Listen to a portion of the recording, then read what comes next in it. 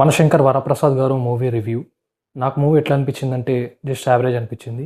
ఎందుకు ఏమిటి అని తెలుసుకోవాలంటే వీడియో చివరి దాకా చూడండి. బట్ అంతకుముందు ఛానల్ని సబ్స్క్రైబ్ చేసుకోండి, లైక్ చేయండి, షేర్ చేయండి. ఈ స్టోరీ కూడా చాలా సింపులే. డివోర్స్ అయిన శంకర్ వరప్రసాద్ మళ్ళీ తన ఫ్యామిలీతో, వైఫ్ అండ్ కిడ్స్తో ఎలా కలిసాడా లేదా అనేది స్టోరీ. ఇది నేను తులసి మూవీ టెంప్లెట్ అంటాను.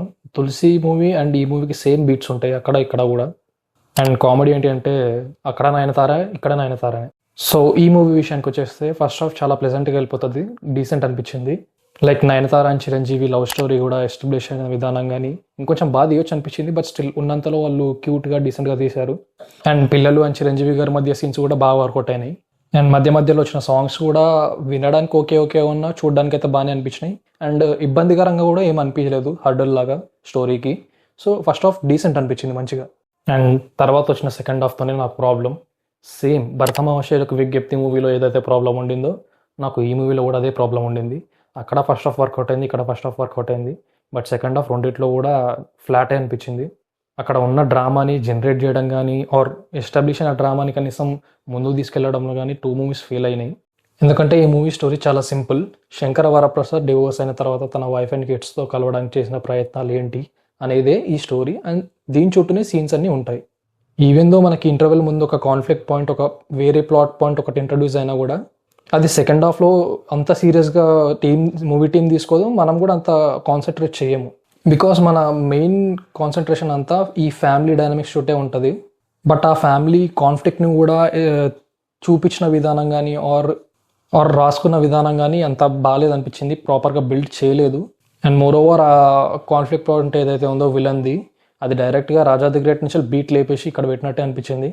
మీరు కావాలంటే ఒకసారి రాజా ది గ్రేట్ మూవీ కూడా చూడొచ్చు, రివ్యూస్ చేయొచ్చు. నాకు సెకండ్ హాఫ్ వర్కౌట్ అవ్వకపోవడానికి కారణం ఏంటిదంటే ఫస్ట్ హాఫ్లో ఇంట్రడ్యూస్ చేసిన ప్లాట్ పాయింట్ని కానీ ఆర్ కాన్ఫ్లిక్ట్ని కానీ అది సెకండ్ హాఫ్లో ఎక్కడ కూడా ముందుకు కదలదు. మూవీ టీం మొత్తం సెకండ్ హాఫ్లో స్టోరీని ఎలా ముందుకు తీసుకెళ్లాలనే దానికన్నా ఎట్లా నవ్విద్దాం, ఏమేమి చేస్తే నవ్వు వస్తుంది ఆడియన్స్కి అనే దాని మీద ఫోకస్ పెట్టినట్టున్నారు. అండ్ అది నాకైతే వర్కౌట్ అవ్వలేదు ఆ కామెడీ సెకండ్ హాఫ్లో. బికాస్ ఫస్ట్ హాఫ్లో మీరు మంచి సిచ్యువేషన్స్ని ఎస్టాబ్లిష్ చేసిన తర్వాత సెకండ్ హాఫ్లో కూడా దానికి మంచి డ్రామా కూడా క్రియేట్ చేయాల్సింది, బిల్డ్ చేయాల్సింది. లైక్ నయనతార అండ్ చిరంజీవి మధ్యలో కాన్వర్జేషన్ ఇంకా డీప్గా, డెప్త్గా అండ్ మీనింగ్ఫుల్గా ఉండాల్సింది. బట్ అది ఎక్కడ చూసినా కామెడీ చేద్దామని వెళ్ళారు వాళ్ళు. అండ్ ఈవెన్ కిడ్స్ అయితే సెకండ్ హాఫ్లో మొత్తం మర్చిపోయినట్టే ఉంటారు. ఒక సీన్ తప్ప మిగతాది ఎక్కడ అంత ఇంపాక్ట్ ఉండదు వాళ్ళది. అండ్ సెకండ్ హాఫ్ మొత్తం ట్రాక్ తప్పిందనడానికి నేను ఒక సీన్ ఎక్స్ప్లెయిన్ చేస్తాను. ఇది ఏం స్పాయిలర్ కాదు. ఒక ఆడవాళ్ళ ఫ్రెండ్స్ గ్యాంగ్ ఉంటుంది అండ్ వాళ్ళ మీద చిరంజీవి గారి క్యారెక్టర్తో ఒక ర్యాంట్ వేయిస్తాడు. అండ్ అది ఎంత రిగ్రెసివ్ అండ్ ప్రాబ్లమాటిక్ ఉంటుందంటే ఆ సీన్ మొత్తం జరిగేటప్పుడు నేను అసలు ఎక్కడ చూడాలి, స్క్రీన్ చూడాలా, తలంచుకొని చూడాలి అనే కాన్ఫ్లిక్ట్లోనే ఉండే నేనైతే. అనిల్ రావిపూడి గారు, మీరు ఈ సో కాల్డ్ ఫ్యామిలీ ఆడియన్స్ని ఎంటర్టైన్ చేద్దామనే విషయంలో పడి ఒక సీరియస్ ఇష్యూని మీరు కామెడీ చేసేస్తున్నారు అండ్ జనరలైజ్ చేసేస్తున్నారు. అది మీరు చూసుకోవాలండి.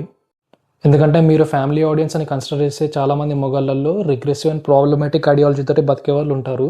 అండ్ అలాంటి వాళ్ళకి మీరు మనమే విక్టిమ్స్, మనమే బాధితులం అనేటట్టు ఒక కవరింగ్ ఇచ్చినట్టు అనిపించింది. సో అది నాకు నచ్చలేదు. అండ్ హీరోయిన్ ఎందుకు విడిపోయారు అనే మెయిన్ కాన్ఫ్లిక్ట్కి ఇచ్చిన రిజల్యూషన్ కూడా నాకు అంత ఏం నచ్చలేదు సెకండ్ హాఫ్లో.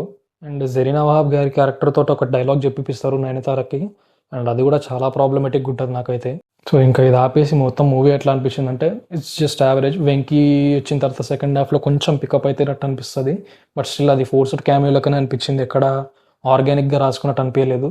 బట్ స్టిల్ అక్కడక్కడ మనకి మంచి ఫన్ అనిపిస్తుంది. అండ్ టెక్నికల్ డిపార్ట్మెంట్స్కి వచ్చేస్తే సాంగ్స్ వింటున్నప్పుడు అంత ఏమనిపించలేదు, కానీ థియేటర్లో కూర్చొని చూస్తున్నప్పుడు బాగా అనిపించినాయి. And camera work decent and editing కూడా డీసెంట్ అనిపించింది. అండ్ పర్ఫార్మెన్స్ విషయానికి వచ్చేస్తే ఈ ఏజ్లో కూడా చిరంజీవి గారు అంతే ఎనర్జీతోటి, అంతే కామెడీ టైమింగ్ వర్క్ అయ్యేలా చూసుకుంటూ చేయడం నాకైతే బాగా అనిపించింది. అండ్ నయనతార పర్ఫార్మెన్స్ కూడా డీసెంట్ అనిపించింది. అండ్ మిగతా వాళ్ళు లైక్ క్యాథరిన్, హర్షవర్ధన్ వాళ్ళు కూడా డీసెంట్ చేశారు అనిపించింది. సో ఇది మన శంకర్ వరప్రసాద్ గారు మూవీ రివ్యూ. ఇలాంటి మంచి మూవీ రివ్యూస్ అండ్ సజెషన్స్ కోసం ఈ ఛానల్ని సబ్స్క్రైబ్ చేసుకోండి. బాయ్.